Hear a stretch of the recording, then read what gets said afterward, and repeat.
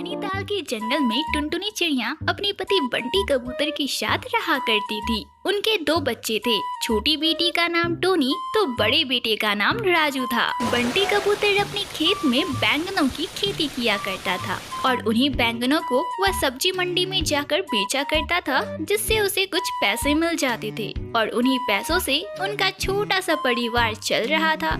इस साल बंटी कबूतर के खेत में बैंगनों की अच्छी फसल हुई थी, जिसकी वजह से टुनटुनी उससे कहती है, सुनो जी, इस भगवान की कृपा से हमारी फसल बहुत अच्छी हुई है। इन फसल को बेचकर हमें अच्छा मुनाफा होगा, तो मैं सोच रही थी हम अपना घर पक्का करवा लेते हैं और हाँ, बच्चों का भी दाखिला अच्छे स्कूल में करवा देते हैं। इस साल हमारा सारा सपना पूरा हो जाएगा। हाँ टुनटुनी, तुम बिल्कुल सही कह रही हो। भगवान को भी हमारी यह गरीबी देखी नहीं गई, इसलिए तो हमारे खेत में बैंगन की कितनी अच्छी फसल हुई है और अन्य खेतों में तो बैंगनों में कीड़े निकल आए हैं। मैं कल ही शहर की मंडी में जाकर सारे बैंगनों को अच्छी कीमत पर बेच दूंगा। हाँ। अगली सुबह जब बंटी कबूतर अपने बैंगनों को बेचने के लिए शहर के लिए निकलता है, तभी उसकी छोटी बेटी टोनी कहती है, पिताजी, आप मेरे लिए शहर से क्या लाओगे? अरे मेरी प्यारी बिटिया, तू ही बता, तुझे शहर से क्या चाहिए? तू जो बोलेगी तेरा पापा वही तुझे ला के देगा।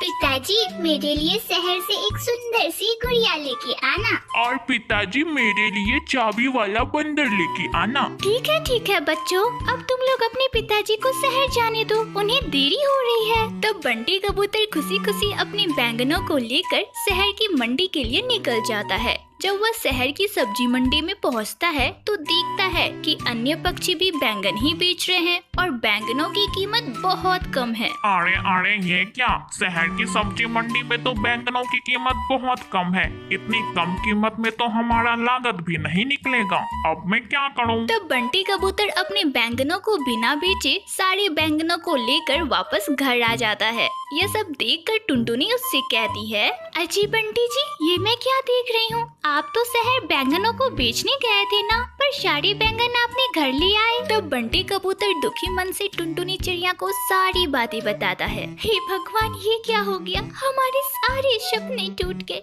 अच्छा जी, कोई बात नहीं, आप इन सभी बैंगनों को एक कमरे में रख दो।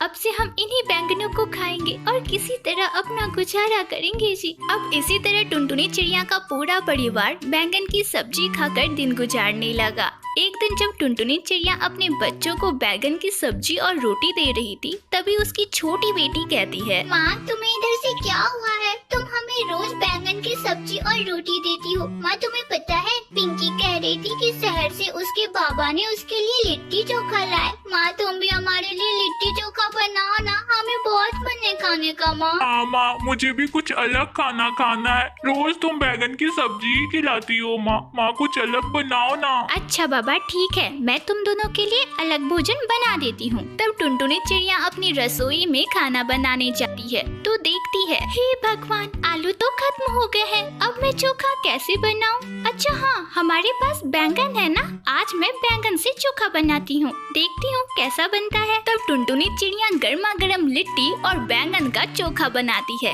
और अपने बच्चे और पति को देते हुए कहती है, ये लो बच्चों, मैंने तुम्हारे लिए गर्मा गर्म लिट्टी और चोखा बनाया है। अब इसे खा के बताओ कैसा बना है। अरे वाह माँ, ये लिट्टी चोखा कितना स्वादिष्ट है। माँ, ये बहुत अच्छे बने हैं। हाँ टुनटुनी, बिटिया सही कह रही है। टुनटुनी, तुम ऐसा क्यों नहीं करती? लिट्टी चोखा ही बनाकर बेचो ना। वैसे भी हमारी आमदनी कुछ हो नहीं रही है। अगर तुम लिट्टी चोखा बनाकर बेचोगी तो हमारी आमदनी बढ़ जाएगी। ठीक है बंटी जी, जैसा आप बोलो। आप भी मेरी मदद करना, हम दोनों मिलकर लिट्टी और चोखा बेचेंगे। फिर क्या था, अगली सुबह ही टुनटुनी चिड़िया और बंटी कबूतर ने मंडी में अपनी लिट्टी और चोखे का स्टॉल लगाया। देखते ही देखते उनके स्टॉल पर ग्राहकों की भीड़ हो गई और चंद मिनटों में ही सारे लिट्टी चोखे बिक गए। आज उनकी बहुत आमदनी हुई। अजी बंटी जी, आज पहले दिन ही हमें कितनी कमाई हुई। जितनी कमाई हमें पूरे साल बैंगनों को बेचकर नहीं मिलती थी, उससे कई ज्यादा कमाई हुई है आज। हाँ भाग्यवान, बस यह तुम्हारे ही लिट्टी चोखे का कमाल है। अब टुनटुनी चिड़िया के सारे सपने पूरे होने लगे। उसने अपने बच्चों का दाखिला एक बहुत अच्छे स्कूल में करवाया और अपने मकान को भी पक्का करा लिया। अब टुनटुनी चिड़िया अपने परिवार के साथ खुशी खुशी रहने लगी।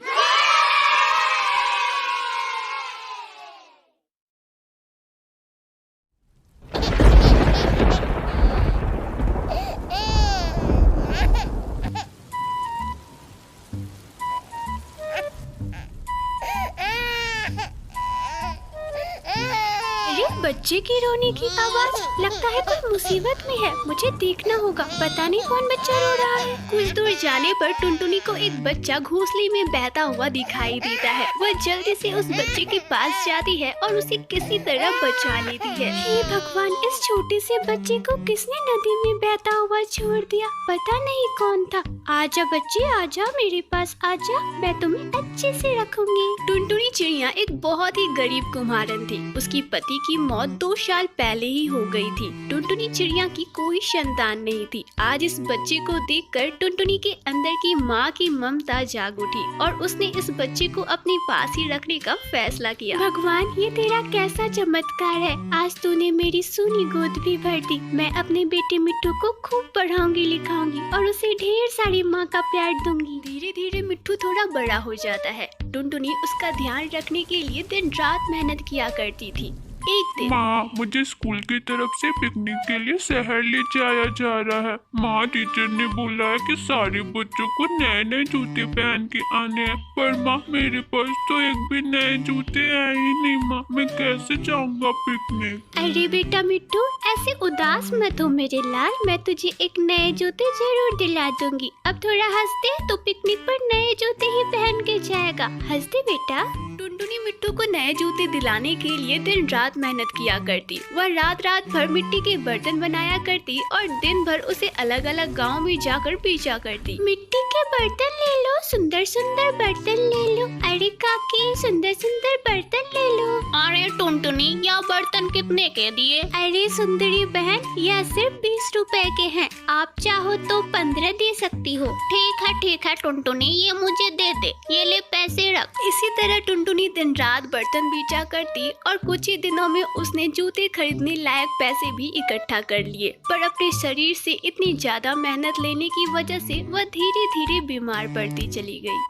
मिट्टू बेटा, ये ले तेरे नए जूते, अब तू अच्छे से पिकनिक पर जा। माँ, ये जूते कितने अच्छे हैं। माँ, आप बहुत अच्छी हो। माँ, मैं अभी इसे राजू को दिखा के आया। माँ, वो मुझे चिढ़ा रहा था कि तेरी माँ कुम्हारन है और तुझे कभी भी नए जूते नहीं देगी। अब मैं उसे दिखाता हूँ। मिट्टू के चेहरे पे ऐसी खुशी देखकर टुनटुनी बहुत खुश हुआ करती थी। ऐसे ही बहुत साल बीत जाते हैं और अब मिट्टू बड़ा हो जाता है। मिट्टू बेटा, सारी तैयारियाँ हो गई शहर जाने की? हाँ माँ, सब कुछ हो गया है। कल सुबह ही शहर के लिए निकलना है और जैसे ही मेरी 2-4 दिनों में नौकरी लग जाती है, मैं तुझे वहाँ अपने साथ रहने बुला लूंगा। कुछ दिनों बाद ही शहर में मिट्टू की नौकरी लग जाती है, पर इधर बेचारी टुनटुनी अपने बेटे के बिना बहुत उदास रहा करती थी। शहर में मिट्टू अपने काम में व्यस्त हो गया और उसका टुनटुनी पर से ध्यान हट गया। एक दिन, अरे कालू, मेरे बेटे मिट्टू का शहर से फोन आया था क्या? मैंने तेरे ही दुकान का नंबर दिया था उसे। अरे नहीं टुनटुनी बहन, अभी तक तो मिट्टू का कॉल नहीं आया। अगर आता है तो मैं तुझे बता दूंगा। बेचारी टुनटुनी बहन ऐसे ही रोज पूछने आती है और निराश होकर चली जाती है। पता नहीं आजकल के बच्चे को क्या हो गया है, नौकरी मिलते ही अपने माँ बाप को भूल जाते हैं। कई महीनों तक मिट्टू का कोई भी कॉल नहीं आता। एक दिन मिट्टू गांव आता है। अरे मिट्टू, तू अचानक, मेरे बेटे तू कैसा है और तूने आने की कोई खबर नहीं दी? और ये कौन है तुम्हारे साथ बेटे? माँ, मैं ठीक हूँ, बस तुझे खबर करने का मौका ही नहीं मिला। वैसे इससे मिल, ये है बबली, तेरी बहू। कुछ खास मेहमानों को बुला लिया था और शादी कर ली। मिट्टू की यह बात सुनकर बेचारी टुनटुनी बहुत दुखी हुई, मानो उसके दिल पर किसी ने जोर से प्रहार किया हो, पर वह कुछ न बोली। एक दिन, अजी, और हमें यहाँ कब तक इस गांव में रहना होगा? मुझे यहाँ की बदबू बर्दाश्त नहीं होती और यहाँ की टूटी फूटी झोपड़ी में रहकर मेरा दम घुटने लगा है। हम कल ही शहर चलेंगे, ठीक है ना जी? मैं यहाँ और नहीं रह सकती। अच्छा बाबा, ठीक है, मैं कल सुबह ही माँ को बोल देता हूँ कि हम सभी अब शहर जा रहे हैं, ठीक है ना? टुनटुनी उन दोनों की बातें छिपकर सुन रही होती है और उसे बहुत दुख होता है। माँ, मुझे अब जाना होगा। शहर से मेरे लिए कॉल आ गया था, मुझे बहुत काम है माँ, अब मुझे जाना होगा। और माँ, तुझे तो पता है ना, शहर में कितनी कीमतें बढ़ गई है, हम तुम्हें नहीं रख पाएंगे माँ, तो तू यहीं रह, अच्छे से रहना और अपना ध्यान रखना। अब हम चलते हैं माँ। कोई बात नहीं मिट्टू बेटा, मैं तो वैसे भी उम्र के आखिरी पड़ाव में हूँ। यहाँ पर ही जन्म लिया तो यहीं पे मरना चाहूंगी बेटा। तू सब जा, अच्छे से जा और अच्छे से रहना। मिट्टू वापस से शहर चला जाता है और अपने काम में व्यस्त हो जाता है। वह परिवार और काम में इतना व्यस्त हो जाता है कि उसे टुनटुनी का जरा भी ख्याल नहीं रहता।